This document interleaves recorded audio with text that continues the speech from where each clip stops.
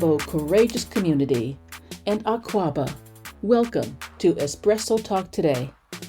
I'm your host, Amma Robin, and I'm having my turmeric coffee today for this informative and powerful show. We are continuing our discussion of racial stress and trauma using the research from Professor William Smith of the University of Utah. Professor Smith introduced Espresso Talk Today to racial battle fatigue, and in fact, he's joined us for a few episodes to discuss it.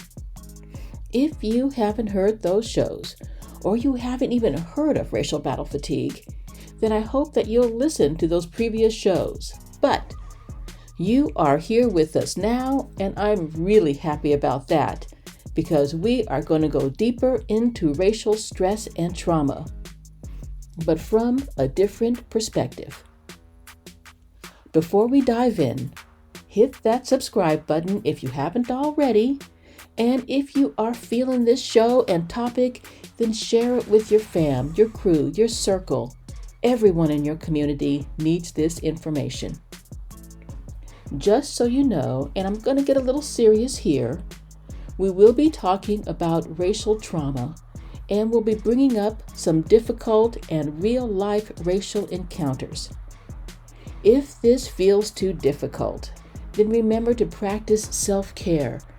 This information is really important, but your mental and physical health are also important. And as usual, we will be taking several breather breaks during this show. Now, grab that espresso or tea. Tea drinkers are welcome here too. And close the door behind you. We're going to get deep and we're going to get real. And I hope that y'all are ready for this.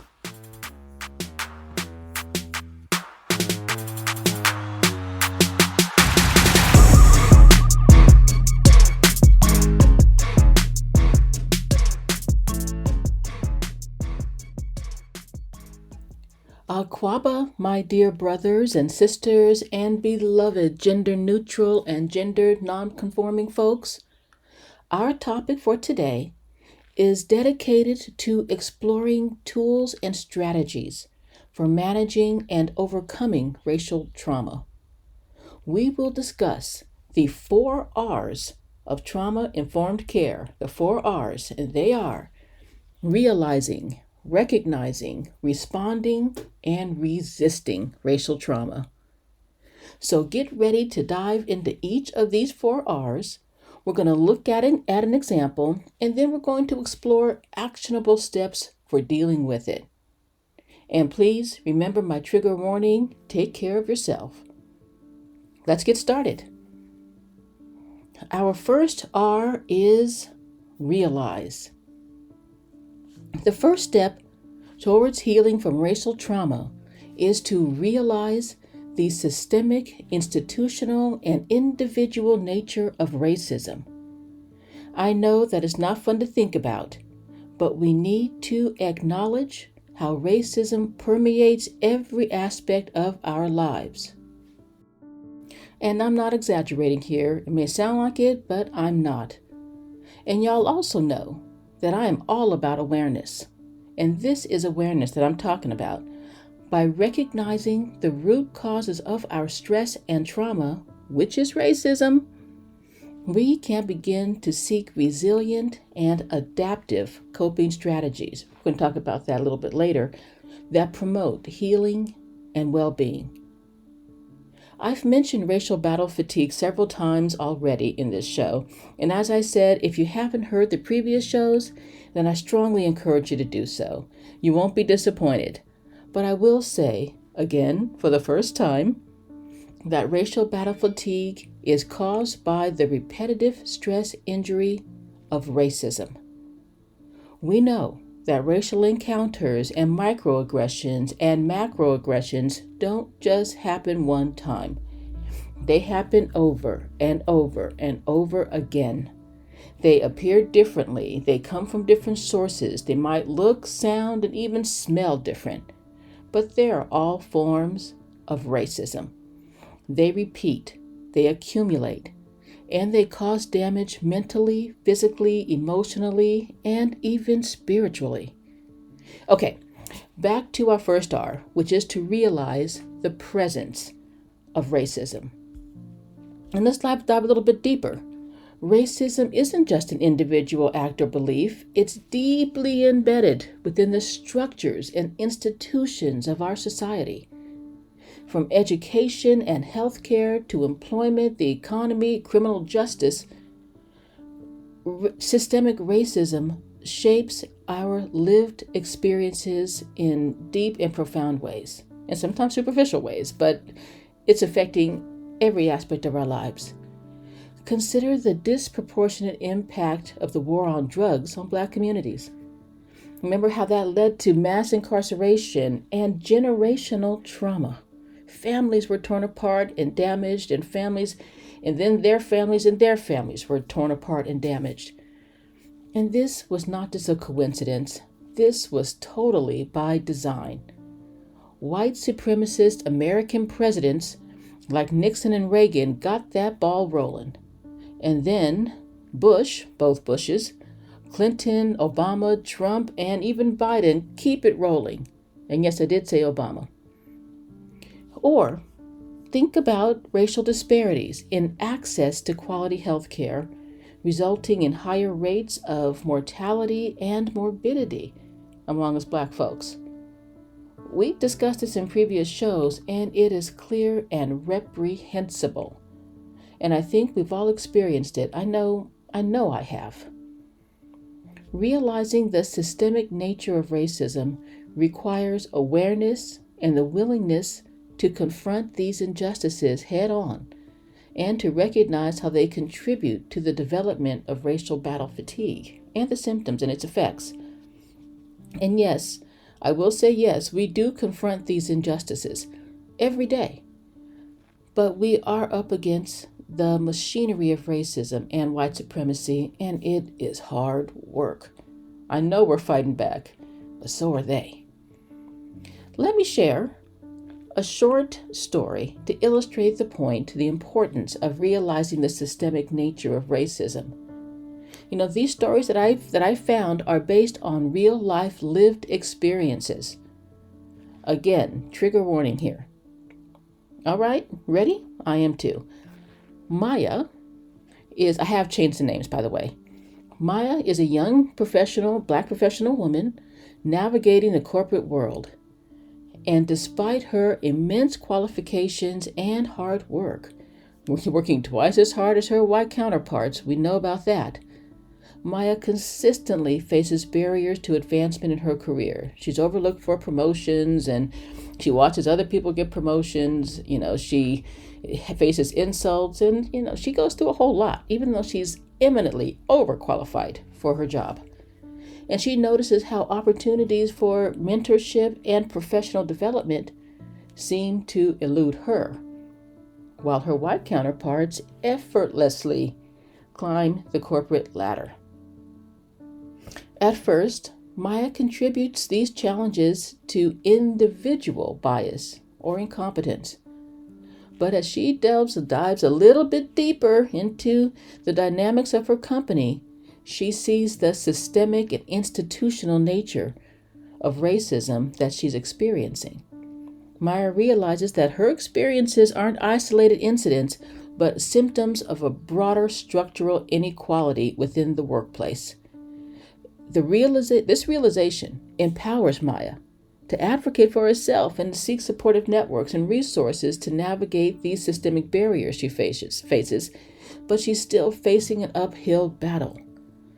Yet Maya is still making an effort to meet and engage with other Black people, working at the company, and mentoring Black students. And most importantly, she has stopped questioning her own competence and blaming herself for her problems at the company. So once she saw that there was the systemic racism, she didn't let it stop her. She took action.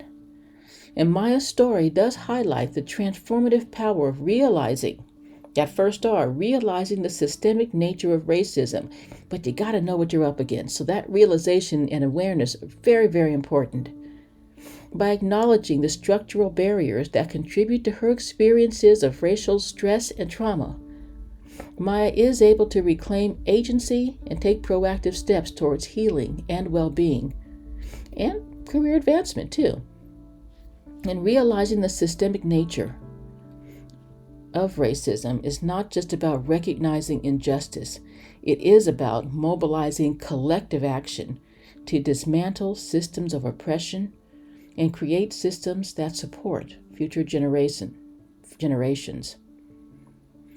As we do, I just want to look back just very quickly on Maya's journey. And, talking with Maya, I think this is all really true.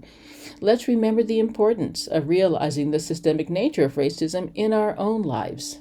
It took Maya a whole lot to realize it, but once she did, everything changed for her. By confronting the root causes of our trauma and seeking resilient, adaptive coping strategies, we can empower ourselves towards healing and towards resilience and, I'm into this, liberation. And realizing the systemic nature of racism isn't just a passive act of awareness. It transforms and it changes people and it changes society. And as we continue, to work towards justice and liberation, we have to remain committed towards recognizing and dismantling the real problem in society, which is anti-Black racism and white supremacist structures. William Smith said that, and I'm going to keep coming back to that so we don't think that we are the problem, because we're not. Well, that was our first one, our first R, realizing. Very, very important. Let's go directly to our second R, and after that, we're going to have our first breather break. The second R in fighting racial stress and trauma is recognize. It is essential to recognize the signs and symptoms of racial battle fatigue or racial stress and trauma. And recognizing these signs and symptoms is crucial for our individual well-being and our collective well-being and healing. And in this section, we're going to, look at why it's important to identify these manifestations, not only in ourselves, but also in our family members, our friends, our colleagues, and our community.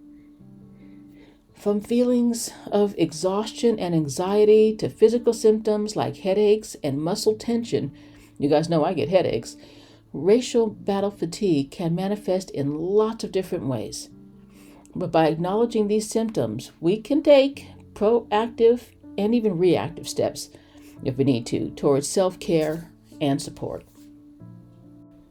Racial battle fatigue isn't always readily apparent, but its effects can be deeply felt, yet we don't always recognize them either. And it's important to pay attention to both the physical and emotional manifestations, the emotional and physical effects of racial trauma, because they do differ from person to person. Hey, we're all individuals, right? For example, someone experiencing racial battle fatigue may have signs of chronic fatigue, difficulty concentrating, irritability, or heightened vigilance, hypervigilance. Or they may experience physical symptoms like headaches, stomach aches, muscle tension, or insomnia. There are so many different ways that racial battle fatigue can manifest. This is why we need to listen to our bodies. Remember, Professor William Smith reminded us that the body is a great lie detector. Our minds can fool us and rationalize things away, but our bodies don't lie, and they won't be ignored. So listen carefully and respectfully. And look out for your friends too, and your family members and colleagues and other people in your life. Sometimes they won't see the signs in themselves. But if you do, then say something. It's one of those, if you see something, say something, situations. It could save their life. Now, why don't we look at our second R story? Let's turn to our story on recognizing racial battle fatigue. And this is a real life story, another one. And this story illustrates the importance of recognizing the signs of racial battle fatigue. Here we have Jamal, and he is a college student actively involved in social justice activism on his campus. Over time, Jamal begins to notice changes in his mood and behavior. He feels constantly drained and irritable. He experiences difficulty sleeping and concentrating on his studies. At first, Jamal, here comes the mind, attributes these symptoms to the demands of his coursework and his extracurricular activities. However, as he reflects on his experiences, he begins to think that something is going on with his health. And this is great, he seeks support from some of his friends that he trusts and some mentors.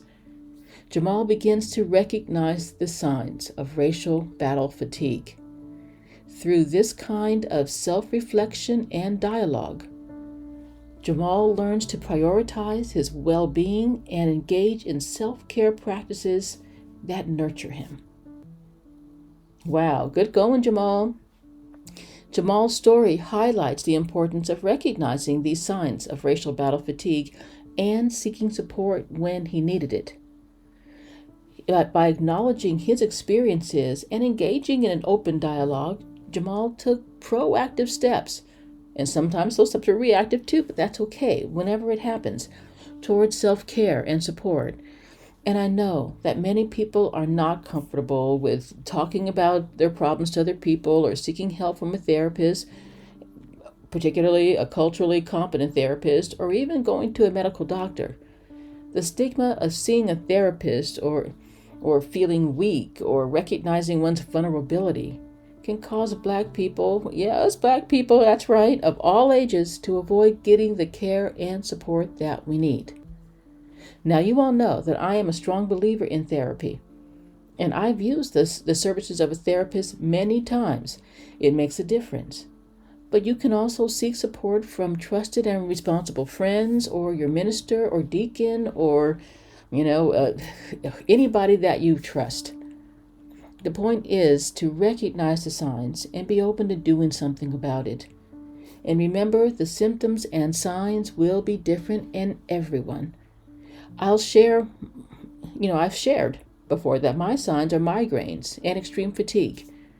When I get these symptoms, I know that my body is telling me to take action. Sometimes I seek therapy. Sometimes I take a walk in nature, or I'll talk to my sisters, or I'll write in my journal. These are my go-tos, but we'll discuss those more in the next section. But there are things that you can do, and they're really as simple as what I just described too. And recognizing the signs of racial battle fatigue empowers us to advocate for ourselves and seek out the resources that promote healing and well-being. It also, fosters a sense of solidarity within communities. You're not alone, because you're not. We're all going through something.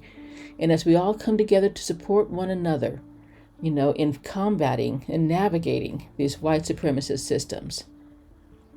Before we finish this section, I just want to add that, as we reflect on Jamal's journey, let's remember the importance of recognizing the signs of racial battle fatigue within ourselves and our communities. I have a long list on the website of some of the symptoms and signs of racial battle fatigue. So please go to the Espresso Talk Today website, and you'll find a list. Some of them might surprise you, but just be open, okay? Because not everyone's going to have everything, but you just might have something. By acknowledging these effects and by prioritizing self-care and support, we do empower ourselves towards healing and we build resilience.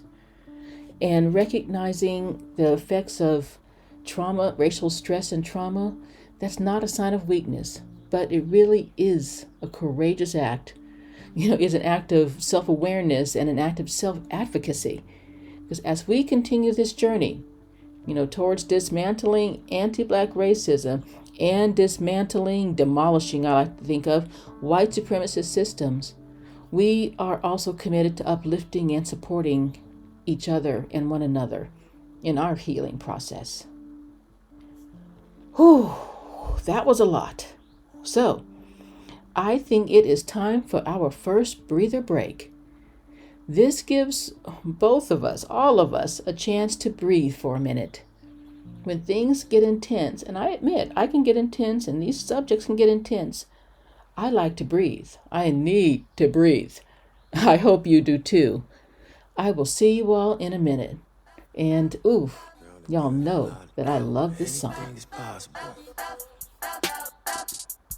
Turn me up in the headphones. Yeah. Trying to get a lot of dough and dirt through all the obstacles, cause anything is possible. Yeah. Oh man, I got a lot of goals. Stack that bread and by my nose. Anything is possible. Yeah. Trying to get a lot of dough and dirt through all the obstacles, cause anything is possible. Hey. Oh man, I got a lot of goals. Asante Sana, thank you for staying with me. I hope that you did a little self-care. I did, and I'm ready to get back to it. Let's turn to our third R. First, you remember that our first R was to realize the effects of systemic racism and white supremacy. The second R was to recognize the signs and symptoms of racial stress and trauma or racial battle fatigue. Our third R is to respond.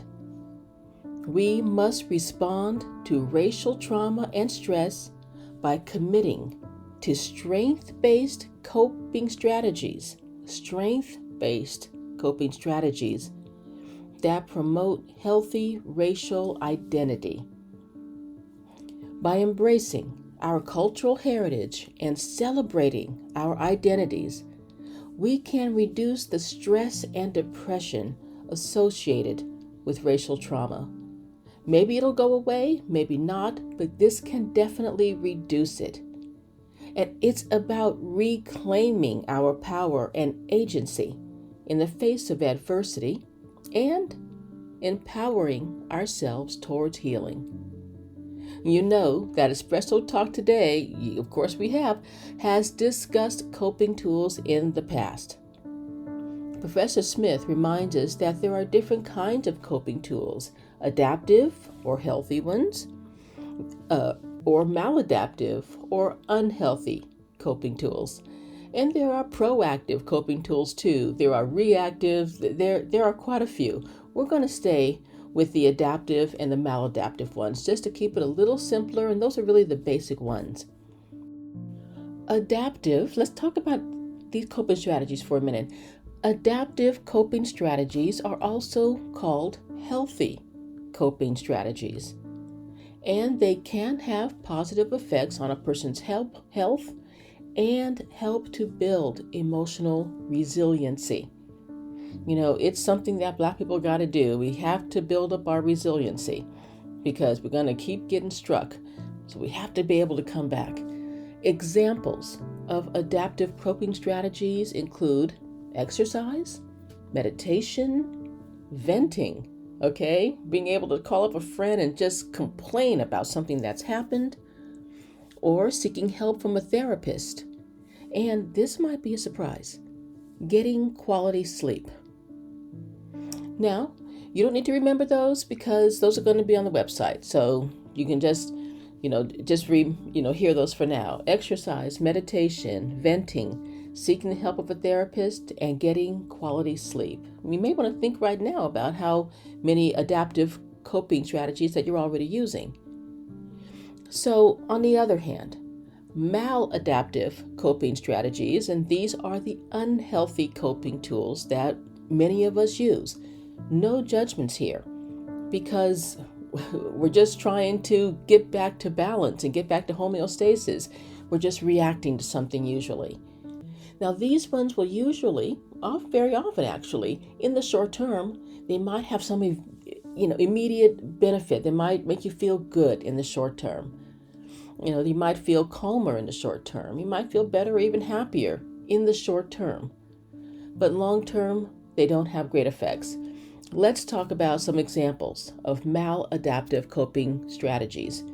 These include smoking, drug or alcohol use, or overeating. Yes, overeating. And while these methods may ease stress in the short term, they do contribute to chronic or long-term stress and have negative physical effects. Rumination and isolation are also examples of maladaptive coping tools. Now, I bring up these adaptive and maladaptive coping tools just for awareness. I am not judging anyone's choices or behaviors. If you're interested in pursuing this a little bit more, then you can consider working with a therapist or some other professional. But okay, back to the third R. Okay, back to this third R, responding. Responding to racial trauma involves shifting our focus from a deficit-based perspective. That's an interesting word, isn't it? Deficit-based perspective to a strength-based approach. Instead of dwelling on the challenges and injustices we face, instead we can channel our energy towards celebrating our cultural identity and our cultural heritage and embracing our identities with pride. This shift in mindset allows us to reclaim our narratives and assert our agency in the face of adversity. Our agency, our power in the face of adversity. Now, this does bring up our next story, which is about responding to racial trauma with a strength-based coping tool. Remember the trigger alert. Take a short break if you need it. I'm going to be here, no problem. But we're going to begin our story. Keisha is a young Black woman navigating the complexities of identity in a predominantly white institution. I went to one of those, so I know what she's going through here. To a predominantly white college. She experiences discrimination and microaggressions in class, from professors, from school administrators, and even from other students. She's unhappy with the curriculum that diminishes and disregards Black history and Black culture, while it uplifts and superiorizes white Western cultures. She's often in classes dominated by white students and white professors. In fact, she's never even had a Black professor. What can Keisha do? Keisha finds solace in her connection to her Black culture. She actively participates in cultural events and organizations that celebrate Black excellence and resilience. She's an active member of the Black Students Union, and she writes for the Black Students newspaper. Through her involvement, Keisha not only finds a sense of belonging. I don't know if you heard our discussion, with Bell Hooks about belonging, but she finds a sense of belonging. But she also cultivates a strong sense of pride in her identities. This confidence enables Keisha to navigate the challenges of racial trauma with resilience and with grace. And Keisha's story does highlight the transformative power of embracing strength-based or adaptive coping strategies in response to racial trauma. By prioritizing cultural connection and identity affirmation, Keisha reduces her stress and depression associated with racial trauma, and she nurtures her resilience from within, so she's stronger for it. Keisha also engages in regular exercise, meditation, and self-care. She likes to journal. She's like me. Responding to racial trauma with an adaptive coping strategy empowers all of us to reclaim our power and our agency in the face of adversity. It fosters also a sense of empowerment and pride in our identity. As we're going to conclude with Keisha here, but to wrap it up, let's remember the importance of responding to racial trauma with adaptive coping strategies. And remember, you can find a list. It's not a complete or comprehensive list on the website. But remember to try to turn to those adaptive coping strategies. I know those maladaptive ones are going to be speaking to you. Sometimes you just want a glass of wine or you want a beer or something else that's going to soothe you in the immediate. And there's nothing wrong with that. I'm not judging. But let's try to look longer term and on balance to choose the adaptive coping strategies. And by embracing our cultural heritage and celebrating our identities, we do nurture and heal ourselves. Responding to racial trauma is not just about survival. is still about thriving and flourishing in the face of adversity. And as we continue on this journey towards justice and equality, and towards dismantling white supremacy, let us also remain committed to uplifting and celebrating our culture and our identity. We are going to take another break here. I know it's quick, but I think it's a good idea. I'm kind of feeling it right now. Let's take a break here. Let's breathe, think, stretch, do push-ups, grab some coffee or tea, do whatever speaks to your soul. This is some great stuff, but we all need a short break. I will see you in a minute. Anything is possible. Turn me up in the headphone. Yeah. Grind to get a lot of dough and dirt through all the obstacles, cause anything is possible. Yeah. Oh man, I got a lot of goals. Stack that bread and dominoes. Anything is possible. Yeah. Grind to get a lot of dough and dirt through all the obstacles, cause anything is possible. Oh man, I got a lot of goals. Aquaba, we're back. And thanks, Asante Sana, for showing the courage to stay in the building and discuss these difficult topics. Let's go directly to the fourth and final R, which is to resist. Remember that racial battle fatigue, racial trauma, is about dealing with the repetitive, constant, and cumulative effect of racial stress and trauma. It's important to realize the pervasive and varied form of racism. It's important to recognize the effect of racism on our health. It's important to respond to the effects of racism and racial trauma using adaptive coping tools, healthy coping tools. So, what more can we do? Are we not doing enough? There's a little more we can do, and it's important. We must resist individual, systemic, and institutional efforts at racial re-traumatization. This means actively protecting ourselves and our families and communities from further harm and advocating for systemic change. By building our own schools and businesses, creating spaces where we can be unapologetically Black, we resist the re-traumatization. By having spaces where we can feel safe and valued and heard, we can resist re-traumatization.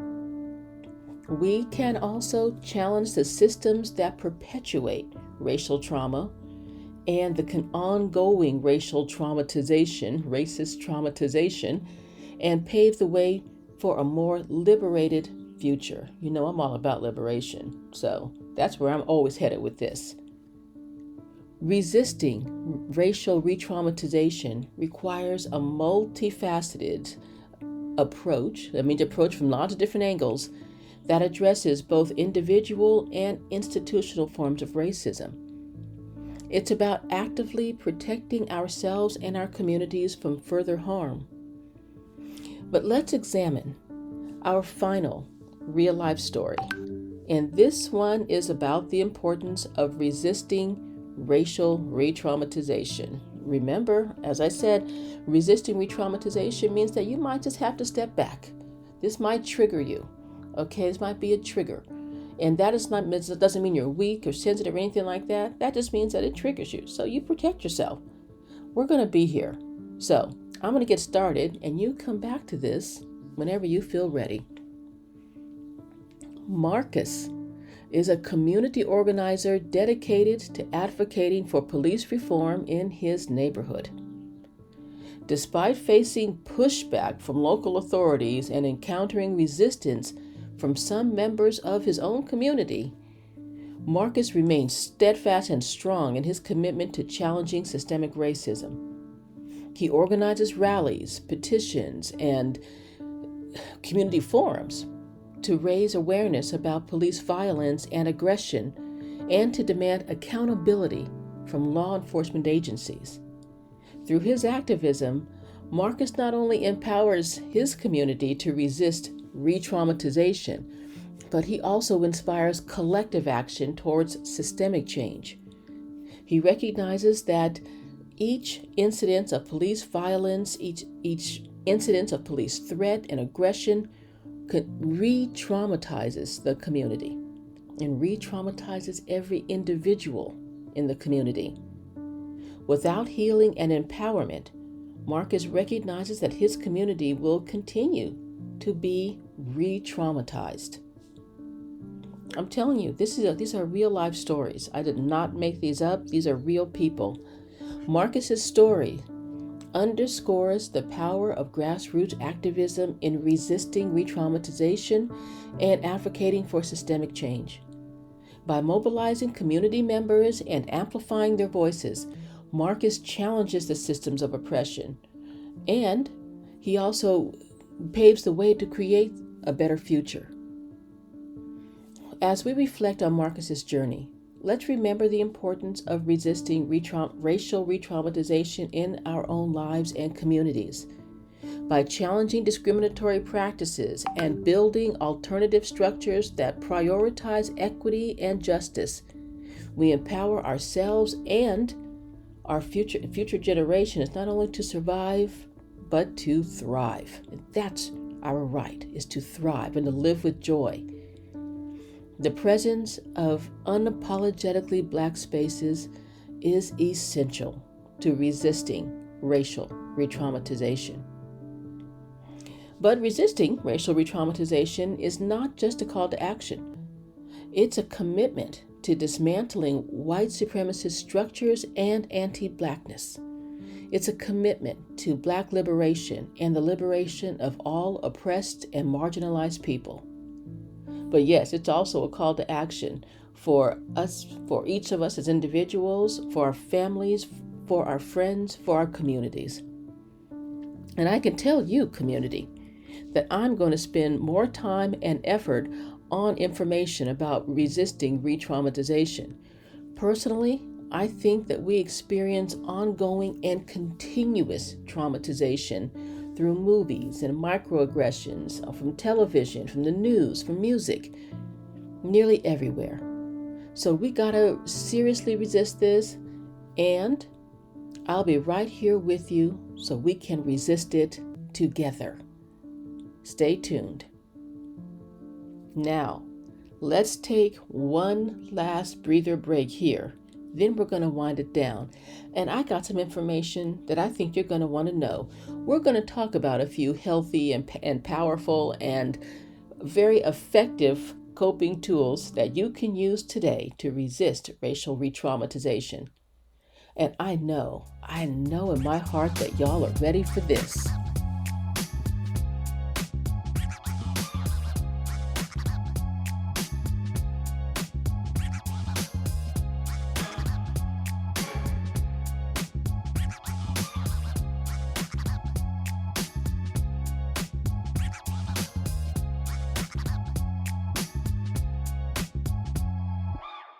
Jumbo brave souls, asante sana for staying with me today. We are almost there.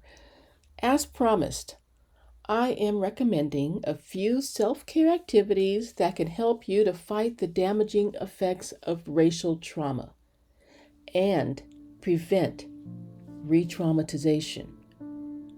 You know that I use all these activities myself, so I know that they work, they're effective, and they're not hard to do or expensive to do.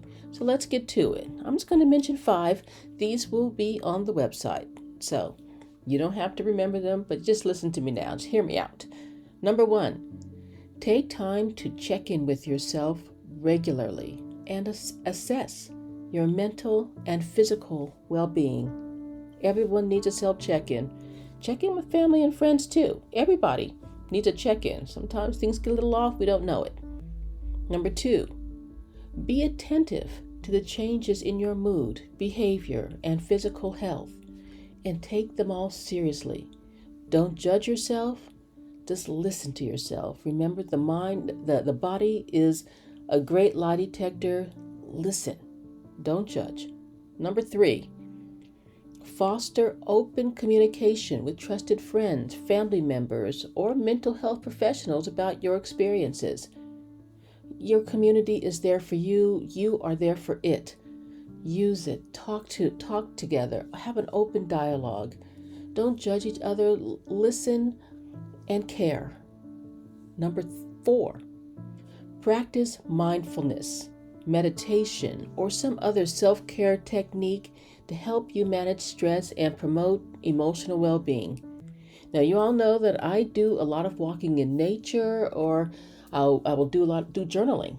That really helps. Sometimes I just sit there and breathe. These all make a difference. Number 5, seek out supportive communities and spaces where you feel empowered and validated. So important. Just like Keisha, sought out the Black Student Union. I have my sisters group. Just try to find your group. People that resonate with you and you resonate with them. They're there, okay? They are there. So those are my 5 recommended ones. You can find these and more self-care steps in the show notes and on the Espresso Talk Today website at espressotalktoday.com. And now I would love to hear from you. I don't want to do all the talking, not all the time. What self-care steps do you use to uplift and protect your physical and mental health? I would love to hear your ideas and share them with the community. And as we close out this episode, let's remember that healing from racial trauma is a journey. It's not a destination. It's something, I think it's going to be a lifelong journey. And by realizing, recognizing, responding, and resisting the impacts of racial battle fatigue, of racial trauma, we empower ourselves towards healing, resilience, and liberation. That's my ultimate goal. Together as a community, let's continue to uplift and support one another on this path so we can stay empowered, stay resilient, and stay unapologetically Black. Asante Sana for being a part of the Espresso Talk Today community and listening to my podcast show. I look forward to continuing these important conversations with you as we strive for liberation and joy for all oppressed people, not just for some, but for everyone. Espresso Talk Today stands for the liberation and joy of Black and brown people everywhere. Espresso Talk Today stands in solidarity with the oppressed people of Palestine, Sudan, Congo, Ethiopia, and Haiti. Espresso Talk Today stands in the truth that if one Black or brown person is oppressed, we all are oppressed. And if one Black or brown person is suffering, we all are suffering. Liberation and joy are our birthright, and there is no place for white supremacy, anti-Black racism, or racial trauma in our lives. And returning to Professor Smith for one last minute, Black people are not the problem. We are not weak or oversensitive. The problem is white supremacy. The problem is the white supremacist patriarchal system that is attacking Black bodies, minds, and hearts. That is causing the problem. But as Professor Smith said, we get distracted and call it lots of other things like Black on Black crime or weak Black families or bad diets among Black people, but they won't call it white supremacy. Black people are having a normal response to these repetitive stress injuries. We are normal. White supremacy and anti-Black racism are not normal. This is one of those cases when it's not you, it really is them. And I hope you got this because it's true. And remember, my fellow warriors, know this deep in your soul. You are powerful beyond measure. And together, we are invincible. And the problem, the real scourge on society, is white supremacy. You are not the problem. Asante Sana to Professor William Smith and all people who are working to empower and liberate Black people.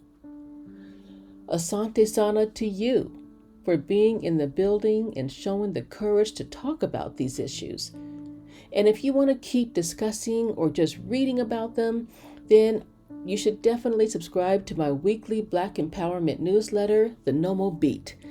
We discuss lots of different issues there. You can get your dose of Black empowerment every single week. There is never a dull moment, but there'll be lots of powerful, uplifting, and liberating moments. You can subscribe at the Espresso Talk Today website at espressotalktoday.com or on Instagram at Ama Robin L.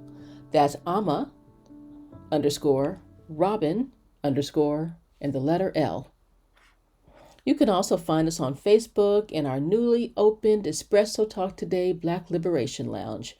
This group is a safe space for us to hold discussions, share thoughts and ideas, feel joy, express sadness, or just breathe.